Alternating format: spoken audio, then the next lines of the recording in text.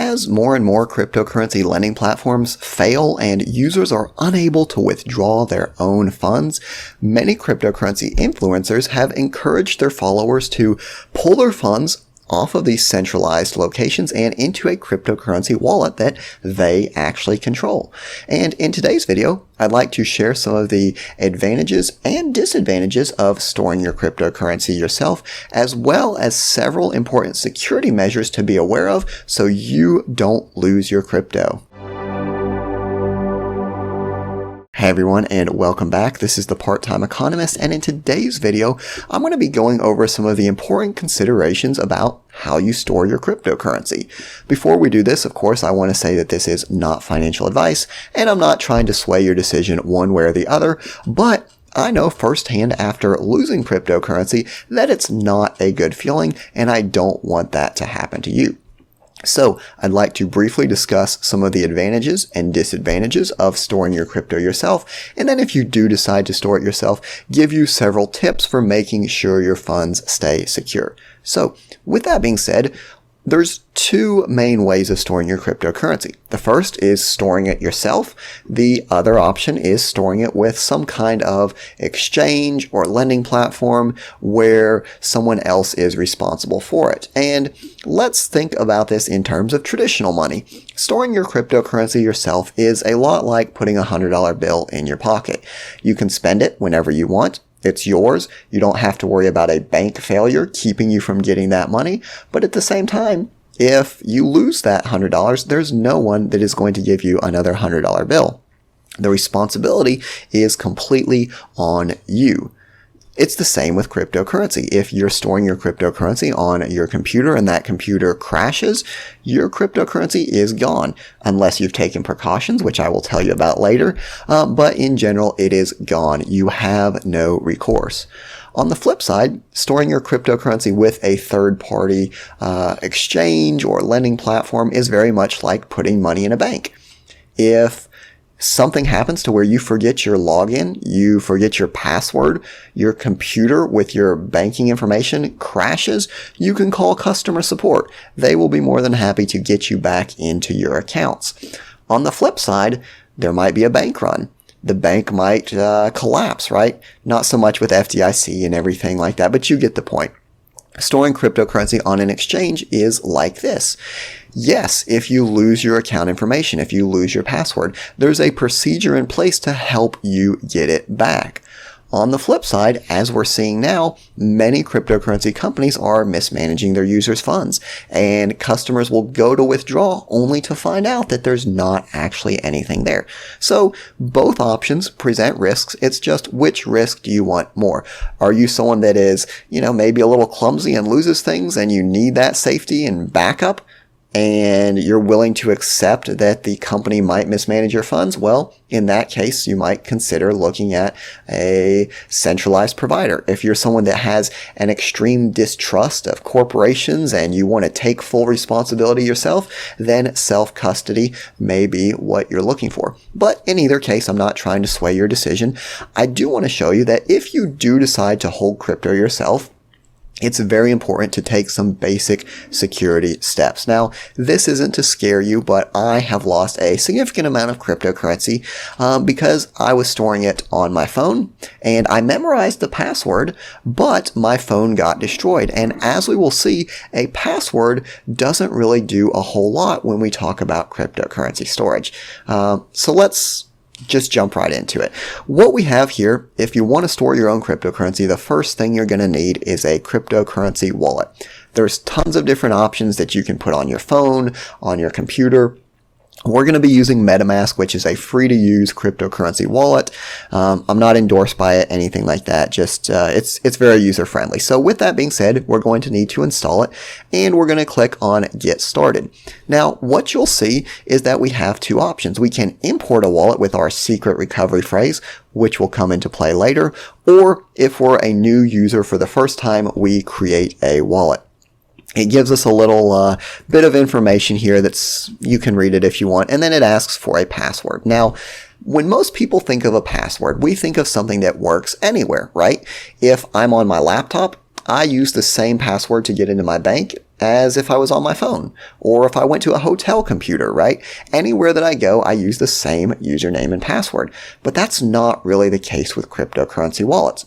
As we will see later on, this password really is limited in scope.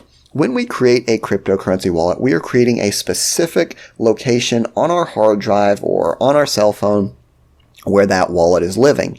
And the password unlocks that specific wallet.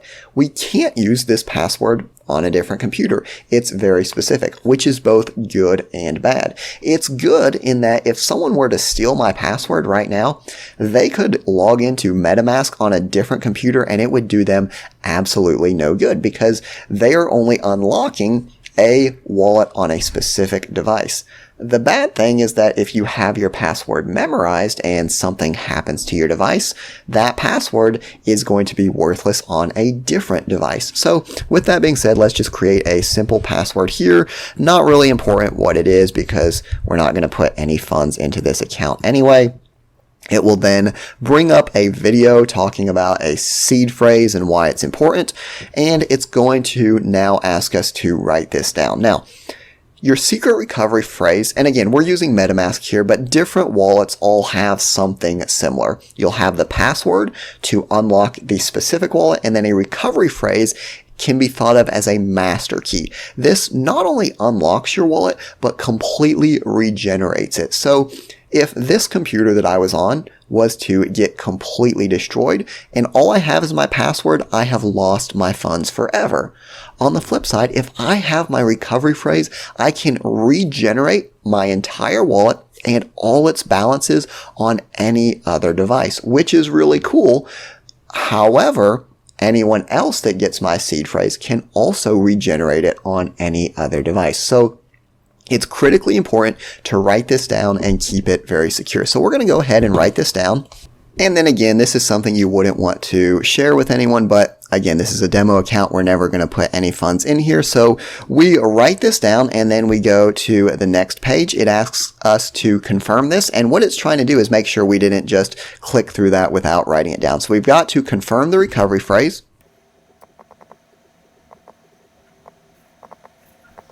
And then once we confirm that, it will give us access to our wallet. Now, this is pretty cool. We can receive cryptocurrency, we can send cryptocurrency, whatever the case may be. We can log in, we can log out using just our password. Now, you'll currently see that I'm using Microsoft Edge. Now, Microsoft Edge, we're going to pretend that's one computer. Let's suppose that something happens to Microsoft Edge, my primary computer, and I don't have access to my wallet. How do I get that back? Well, I'd like to explain now the differences between your seed phrase and your password. Now, if we hop on over to, this is Chrome. So if we're looking at Chrome, again, remember, this is a different browser. So we can't just log in using our password because we don't have any wallet actually loaded. Remember, the password just unlocks the lock to our wallet. With Edge, we had built that wallet and we just needed a password to unlock it. When we're operating on a new computer, and again, I'm just using Chrome here as a extension for a new computer, there's no wallet. We might have that key, that password, but there's nothing to unlock. So we could have our password all day and we wouldn't be able to get into this account. But if you remember, we do have the secret recovery phrase, and I want to show you how powerful this is for good or for bad. If we lost our cryptocurrency wallet, we would simply import a wallet and it would ask us for our seed phrase. Now, just as we have written this down, let's suppose someone else had written this down. What you'll see is that if you have this seed phrase, you don't even need a password. So keep that in mind. We're going to go ahead and fill this out.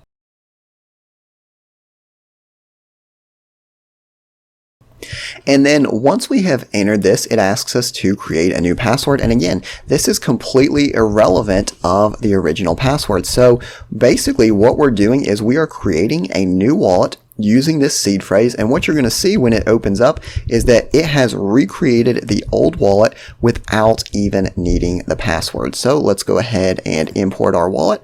And what you'll see is that we are going to actually have the same exact wallet here. So we have this same public key, we have this same information. So the main takeaway here when we think of this, there's advantages and disadvantages to storing your crypto on an exchange versus storing it yourself. Storing it yourself can be more secure, but you take full responsibility for those funds. If you lose your password, you better hope you have your seed phrase. If your computer gets destroyed, you better hope you have your seed phrase.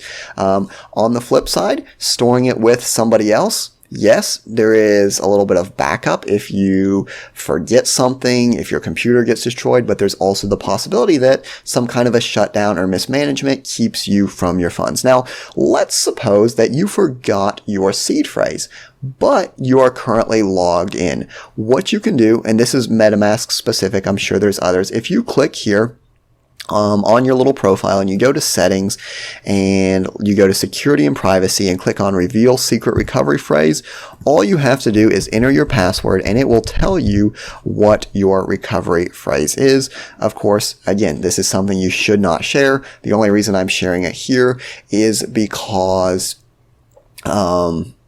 there's never ever going to be any funds in here. So if someone ever asks you for your secret recovery phrase, you do not need to give it to them. They should be able to tell you how to restore your wallet without you actually giving that to them. So as with all of my videos, again, not financial advice, just trying to save you from a little bit of a heartache losing your funds, whether it's losing them through an exchange or losing them through getting your own device destroyed. I hope you found the video useful. Thanks for watching, and I'll see you next time.